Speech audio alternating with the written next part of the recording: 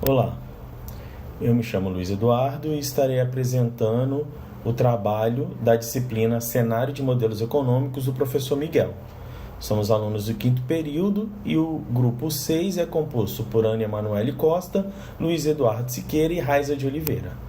O artigo estudado nesse período foi Impacto dos indicadores macroeconômicos nos índices de rentabilidade das empresas brasileiras, uma análise do setor alimentício de 2010 a 2016. Esse artigo foi retirado da revista RACEF, Revista de Administração, Contabilidade e Economia da Fundace, no ano de 2018. E ele foi escrito por Ingrid Beatriz Barbosa e Daniel Ramos Nogueira. O objetivo principal da pesquisa foi analisar como os indicadores da economia brasileira influenciaram a rentabilidade das grandes instituições do setor alimentício entre 2010 e 2016. Para isso foram estudadas 3 instituições, a JBS, a BRG e a Marfrig, lembrando que elas são do setor alimentício, a fim de verificar a influência das variáveis macroeconômicas, que foi o PIB, Produto Interno Bruto, taxa de câmbio, taxa Selic, inflação medida pelo IPCA, Índice Nacional de Preços ao Consumidor Amplo, taxa de desemprego e o ICEI, Índice de Confiança do Empresário Industrial. Nos índices de rentabilidade, margem líquida, ML, rentabilidade do ativo, ROA, e rentabilidade do patrimônio líquido, ROE, das empresas do ramo alimentício. O estudo busca ajudar nas tomadas de decisões dentro das instituições ao mostrar a relação entre o cenário econômico e os resultados financeiros dessas empresas. Os indicadores de análise contábil e financeira que foram utilizados no artigo. As demonstrações contábeis são documentos fundamentais para mostrar a saúde financeira de uma empresa, permitindo que gestores, investidores e outras partes interessadas tomem decisões mais informadas. Entre essas demonstrações estão o balanço patrimonial, demonstração do resultado do exercício, DRE, a demonstração das mutações do patrimônio líquido, DMPL, a demonstração dos fluxos de caixa, DFC, e a demonstração do valor adicionado, DVA. A partir desses relatórios, são calculados índices contábeis, que servem para analisar a estrutura financeira e a rentabilidade da empresa. Dentre esses índices, são geralmente divididos em 3 categorias. O índice de liquidez, que mostram a capacidade da empresa de pagar suas dívidas no curto e longo prazo, exemplo, a liquidez corrente, a liquidez seca.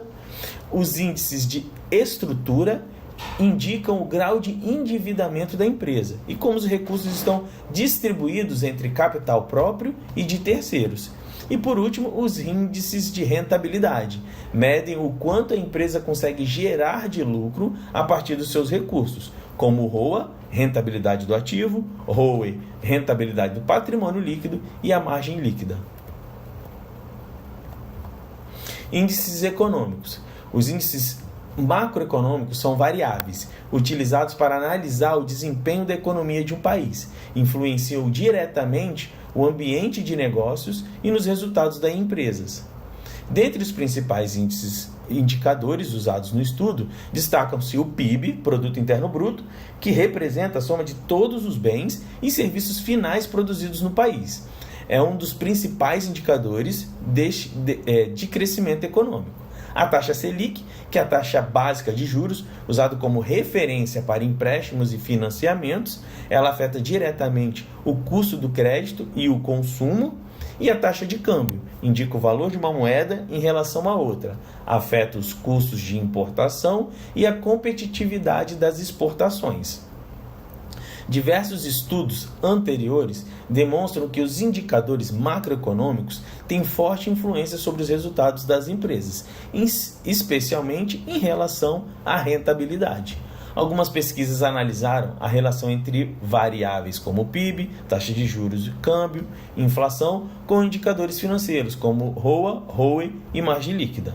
Por exemplo, Pereira, em 2015, verificaram que há uma ligação significativa entre variáveis econômicas e os índices de rentabilidade em grandes empresas brasileiras. Já Sereta, de 2009, destacaram que a taxa Selic e a taxa de câmbio são determinantes para a estrutura de capital das empresas. Dorofty e Jakubik identificaram que em períodos de inflação e desemprego elevados, a rentabilidade do setor de seguros tende a cair, especialmente na Europa.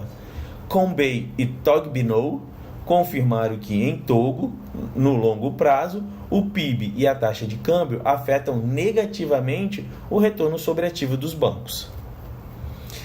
Com isso, a metodologia utilizada foi que o estudo utiliza dados em painel, técnica estatística que combina informações de corte transversal, diferentes empresas, e série temporal, vários períodos. Segundo Gujarat e Potter, 2011, esse tipo de dado permite uma análise mais completa, captando variações ao longo do tempo e entre unidades observadas.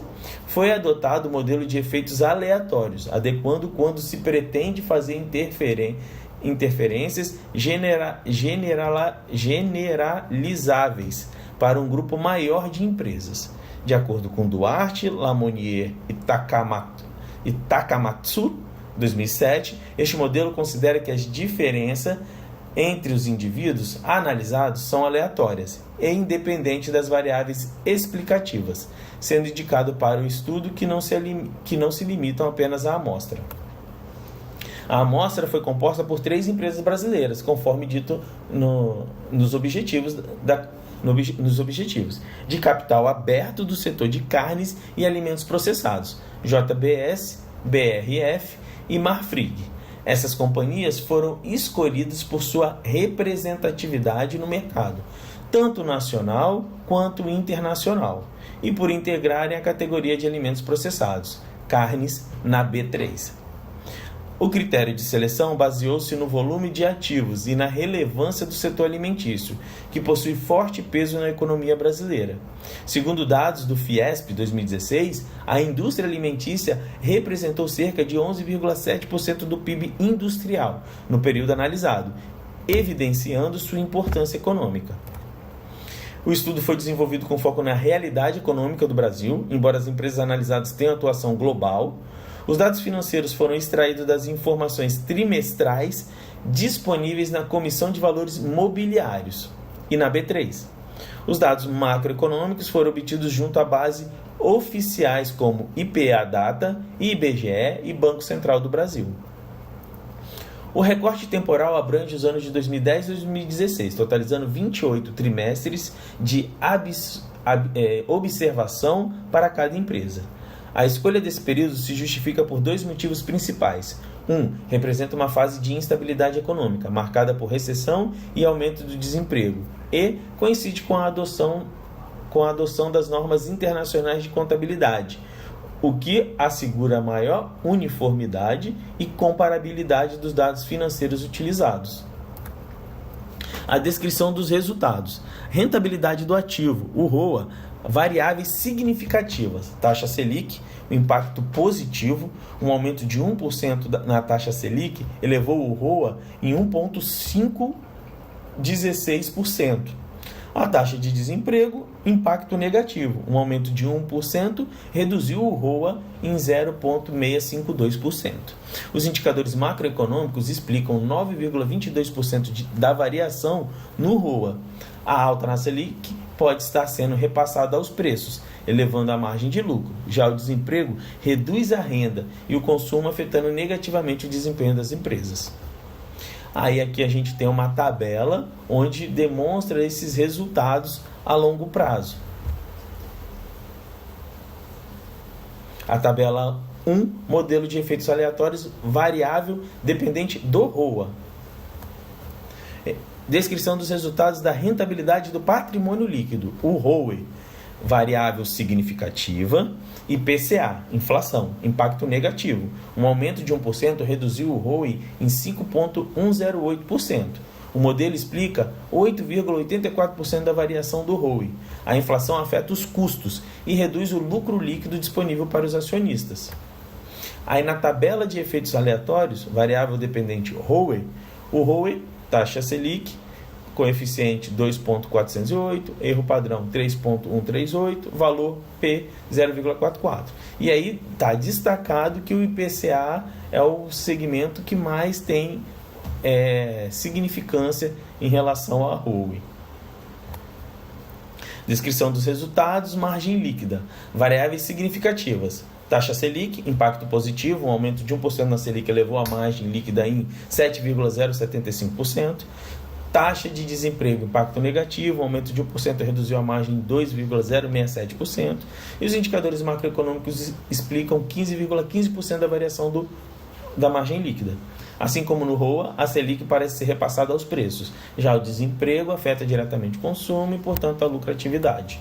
E aí, mais uma vez, na terceira tabela, modelo de efeitos aleatórios variáveis dependente da ML, margem líquida. E aí tem um destaque para a Selic, a taxa de desemprego.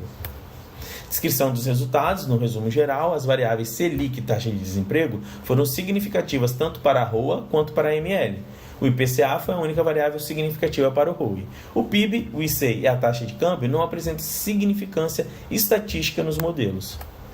Conclusão.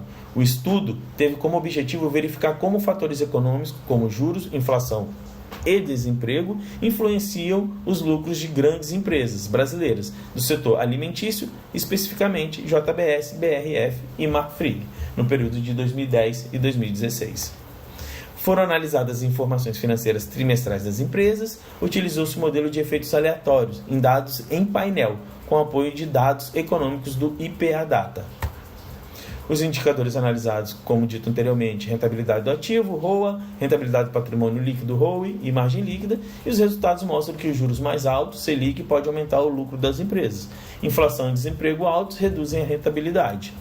O objetivo da pesquisa foi alcançado, pois foi possível comprovar que variáveis macroeconômicas afetam diretamente a rentabilidade das empresas analisadas. Esses dados ajudam na tomada de decisões financeiras e estratégicas dentro das empresas, contribuindo para a sua sobrevivência e crescimento. Proposta para as novas pesquisas. Para estudos futuros, propõe-se analisar a influência das variáveis macroeconômicas sobre aspectos financeiros, ou seja, sobre o índice de estrutura e liquidez dessas empresas. E termina aqui a apresentação do trabalho.